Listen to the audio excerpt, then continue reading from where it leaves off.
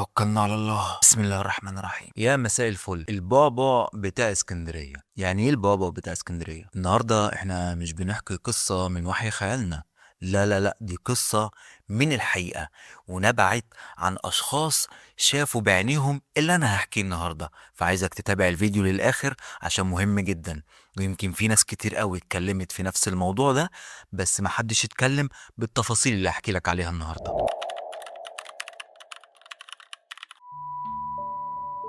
النهاردة احنا بنحكي عن مكان موجود بجد، مكان كل اللي بيشوفه بيديله ظهره وبيمشي بسرعة ومحدش بيبص عليه. عمارة رشدي، أو زي ما بيسموها عمارة الشياطين. يعني ايه بقى عمارة الشياطين؟ وازاي وصل الحال ان هي تبقى بالمنظر ده؟ عايزك بقى تجهز قهوتك وتطفي النور وتركز معايا للآخر، عشان اللي هتسمعه النهاردة زي ما قلتلك مش هتسمعه بره في حتة تانية.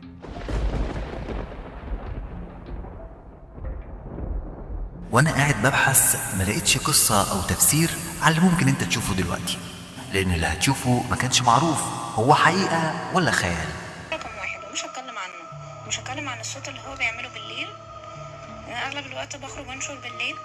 التلفزيون ده ايه بقى شغال 24 ساعة، فانا بنشر يعني ايا كان بقى مشغلين مثلا نيلي كريم، هي نيلي كريم لازقة في الازاز وبسطري، وما بتبقاش نيلي كريم الحلوة اللي احنا بنشوفها في العادي. حكايتنا بدأت في الستينيات لما كان في خواجة يوناني اسمه ليونيدس. الراجل ده قرر يبني عمارة تكون أفخم حاجة في اسكندرية، والإشاعات بتقول وإن هما بيحفروا أساس العمارة العمال لقوا صندوق خشب قديم، وركز عشان اللي جاي تقيل. جوه الصندوق ده كان في نسخة من المصحف الشريف، والخواجة بكل غباء والسخرية منه للدين الإسلامي مسك المصحف واستغفر الله العظيم رماه في الزبالة، وقال لهم صبوا الخرسانة فوق المكان ده. ومن اللحظة دي العمارة دي ما بقتش ملكه، بقت ملك لسكان الأرض. ومن ساعتها والخواجة ما تهناش يوم واحد بالعمارة. في يوم وهو في رحلة صيد مع عيلته، المركب اللي كانوا بيصطادوا بيها غرقت وكلهم ماتوا.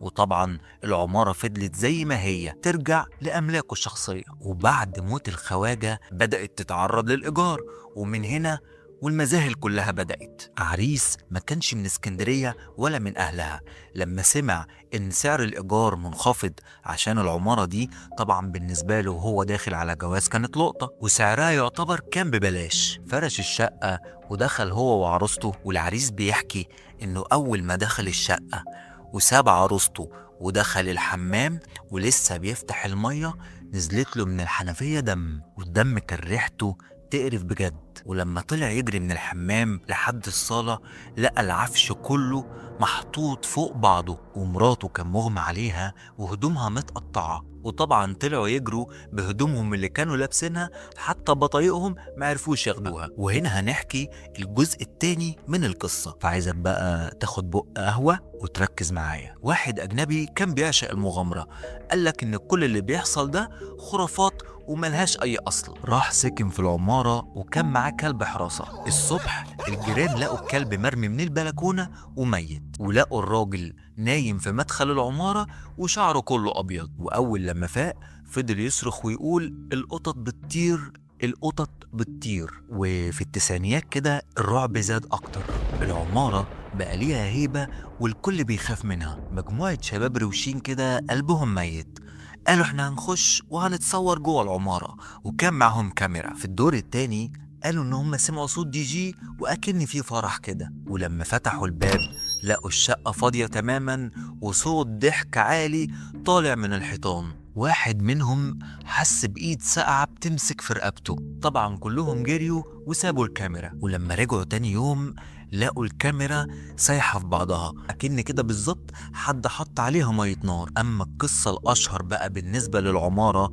هي قصة الشيخ. الشيخ ده دخل العمارة وكان معاه مصحف وقعد يقرأ قرآن بصوت عالي، وطبعا هو كان بيعمل كده عشان يطرد الجن. وجي أذان الفجر والشيخ لسه موجود في العمارة ما طلعش منها. ولما الناس دخلت تجيبه لقوه قاعد بيبص للحيطة وعمال يضحك. ومن يومها ما نطقش بكلمة واحدة لحد ما مات. وهنا بقى هنيجي لنهاية القصة اللي هتوضح لنا هل الكلام ده كان حقيقي بجد ولا خيال؟ في سنة 2012 العمارة اتباعت، وصاحبها الجديد طبعا قرر انه يجددها ويشيل اللعنة خالص. ساعتها المهندسين والعمال دخلوا بقلب جامد في العمارة، لقوا تفسير غريب جدا. قالوا ان مواسير الصرف كانت داخلة في مواسير المية، وطبعا ده كان سبب انه يطلع هلاوس وروايح ملهاش لازمة، واكيد ده كان بيت للتعابين والخفافيش. بس السؤال هنا اللي بيطرح نفسه، هو الموضوع لو مواسير، هي العمارة فضلت مقفولة ليه أكتر من 50 سنة؟ وليه أصحابها كانوا بيرفضوا إن هم يبيعوها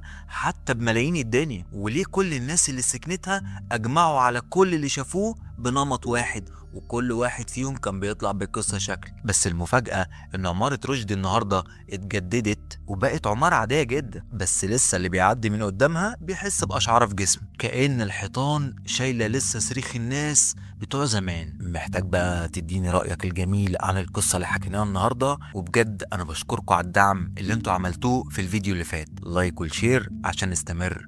سلام.